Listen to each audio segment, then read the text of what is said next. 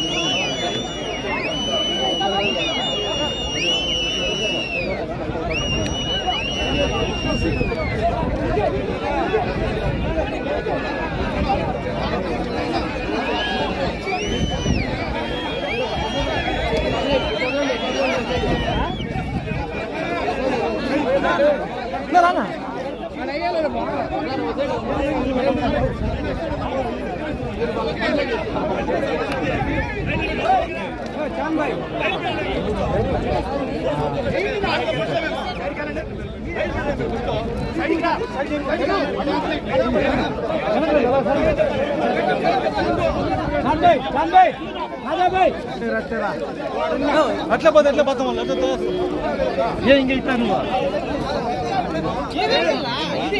అమరన్న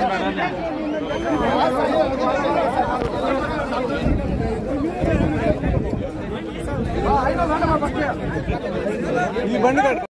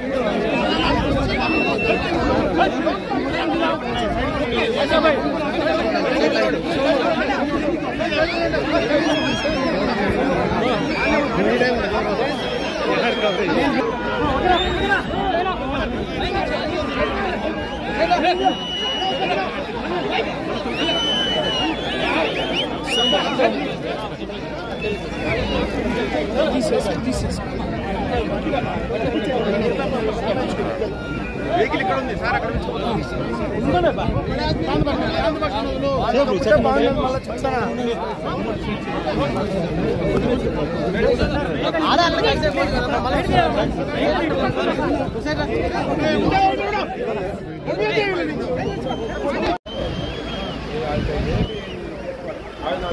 ఆయన మాట్లాడిందని చూస్తే నా కాలేజీలో ఏడ మాట్లాడారు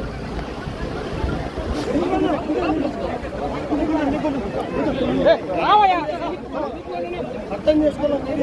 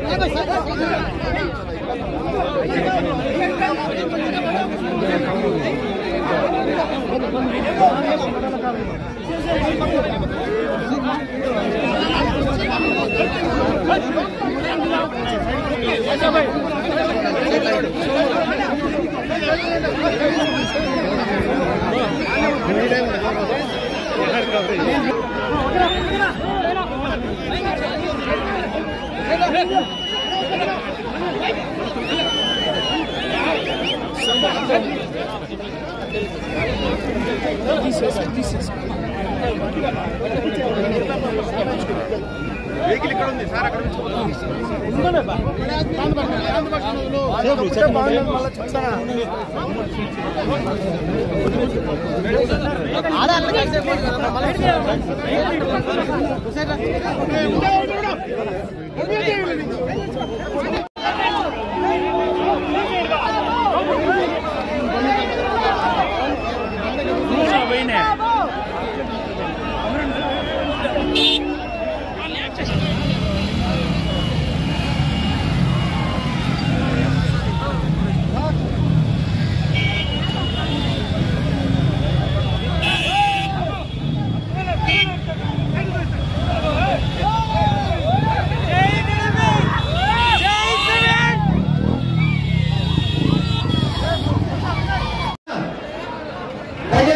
సమయంలో సీనియర్ గారు ప్రసంగిస్తారు కాబట్టి అందరూ మధ్యలో ఉండే జెండాలన్నీ సైడ్ ముఖ్యమంత్రి గారు చంద్రబాబు నాయుడు గారు ఇప్పుడే వాలంటీర్లకు సహకరించాలి.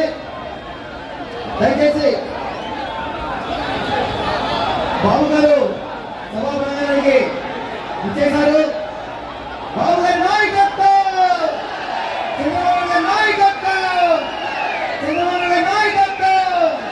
జై తెలుగుదేశం, జై తెలుగుదేశం. ఈరోజు పార్లమెంట్ విచ్చేస్తున్న ప్రపంచ ప్రఖ్యాతగాంచిన ప్రపంచానికే దశ దిశ చూపిన ఒక విజనరీ నాయకుడు, మచ్చలేని మహానాయకుడు, మీ కుళ్ళు కుటుంబాలతో జైల్లో పడ్డా ప్రపంచమే నిలిపోయిన నారా చంద్రబాబు నాయుడు గారికి స్వాగతం, సుస్వాగతం.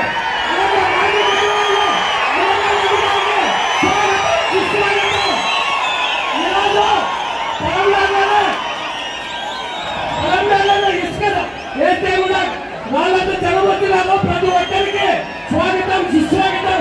పార్లమెంట్ అభ్యర్థి దగ్గర ప్రసాద్ రావు గారికి, మన గౌరవనీయులు మాజీ మంత్రివర్యులు, కాబోయే మంత్రివర్యులు అభినందన్ గారికి స్వాగతం, సుస్వాగతం.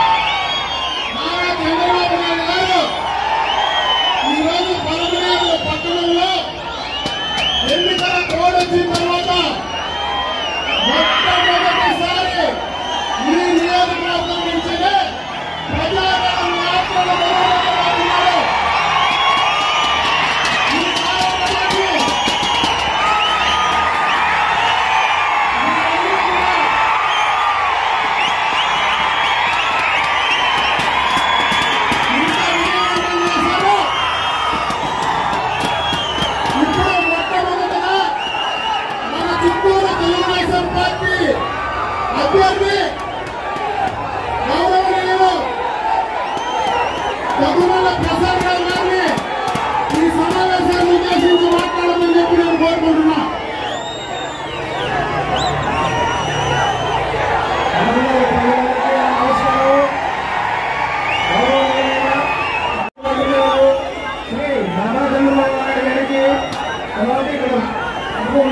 అందరికీ నమస్కారం.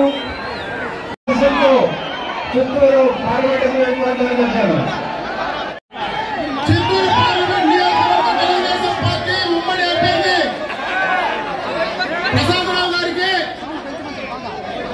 ఈ రోజు ఈ కార్యక్రమానికి విచ్చేసిన పలమనేరు నియోజకవర్గ ఓటర్ మహాశైలందరికీ కూడా చేతులెత్తిన నమస్కారాలు తెలియజేసుకుంటున్నా.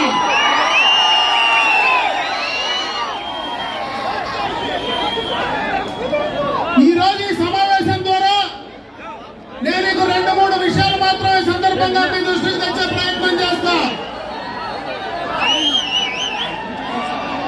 2019 తర్వాత ఈ రాష్ట్రానికి జగన్మోహన్ రెడ్డి ముఖ్యమంత్రి అయిన తర్వాత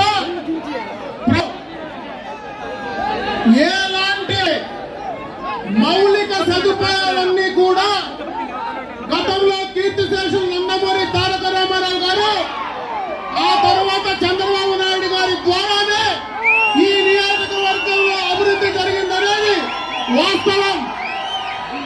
ముఖ్యంగా వర్గంలో అన్ని వర్గాలు ఈ రోజు ఎంతో మంది రైతాంగం ఉన్నారు. ఇన్పుట్ సబ్సిడీ కానీ, వాళ్లకు కావాల్సినటువంటి షెడ్లకు కానీ, చంద్రంకులకు కానీ, మందులు కానీ అన్ని ఇచ్చింది.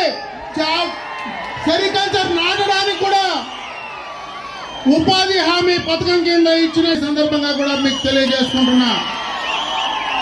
ఈ రోజు పూర్తిగా అది కుంటుపడిపోవడానికి కారణం ఈ ప్రభుత్వం చేసేటువంటి విధానాలు అని చెప్పి సందర్భంగా తెలియజేసుకుంటున్నా.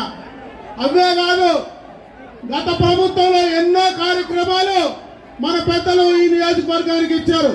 ఇక్కడనే మన పక్కనే ఎప్పటి నుంచినో ఈ పట్టణంలో ఒక కళాక్షేత్రం కావాలంటే ఆ కళాక్షేత్రం అక్కడ శాంక్షన్ చేస్తే ఈ రోజు దాకా కూడా దాన్ని మొదలు పెట్టినటువంటి పాపాను బోల. ముఖ్యంగా ముస్లిం మైనారిటీలకు ఈ నియోజకవర్గంలో షాదీ మహల్ గత తెలుగుదేశం ప్రభుత్వంలో కట్టాం. ఈ రోజు కట్టినటువంటి షాదీ మహల్ ఈ రోజు దాకా కూడా మొండి గోడల్లాగానే మనకు దర్శనం ఇస్తా ఉందో లేదా ఒకసారి మీరు చూస్తే అర్థమవుతుంది. అదే కాదు బీకోట్లో షాదీ మహల్ ఇచ్చాం. ముఖ్యంగా మహిళలకు ముస్లింల అమ్మాయిలు చదువుకోవడానికి ఒక రెసిడెన్షియల్ జూనియర్ కళాశాల చంద్రబాబు నాయుడు గారు శాంక్షన్ చేస్తే దాన్ని కూడా చేసేటువంటి పరిస్థితి ఈ ప్రభుత్వానికి లేదు.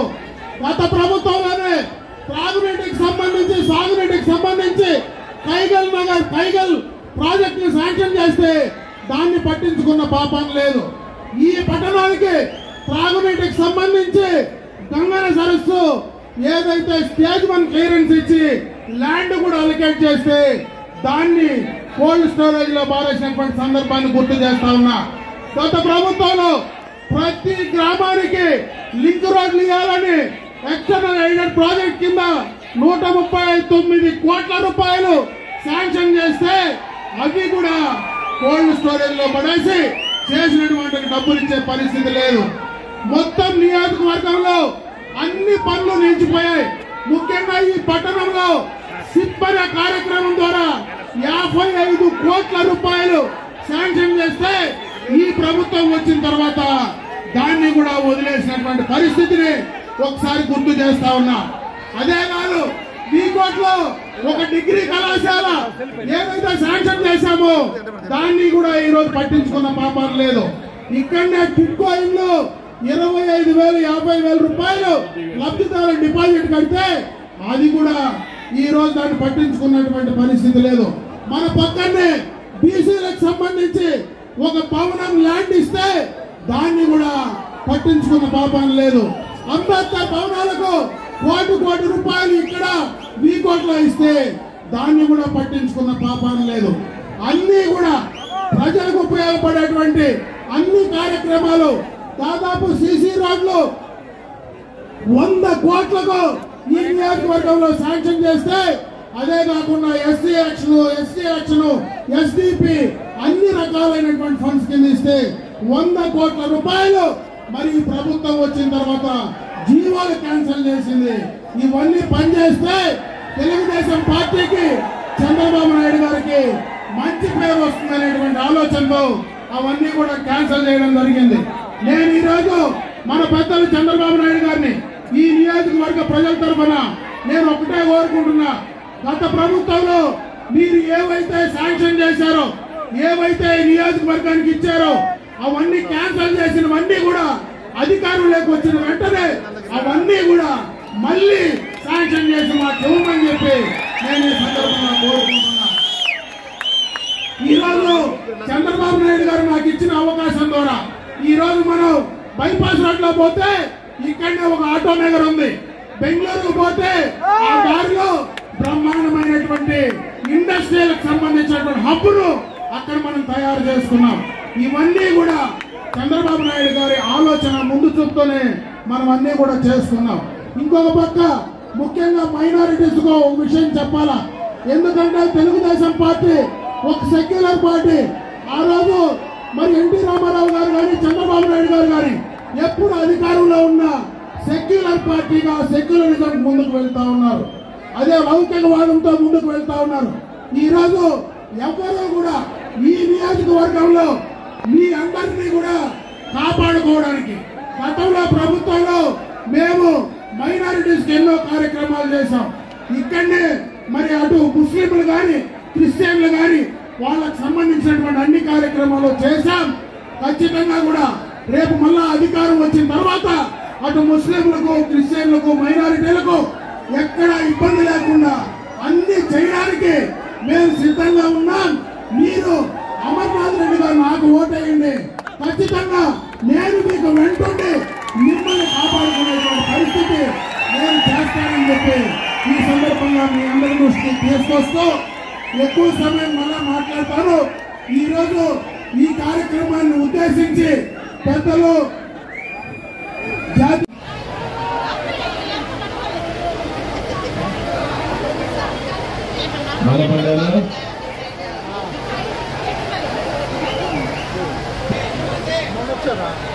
ఈరోజు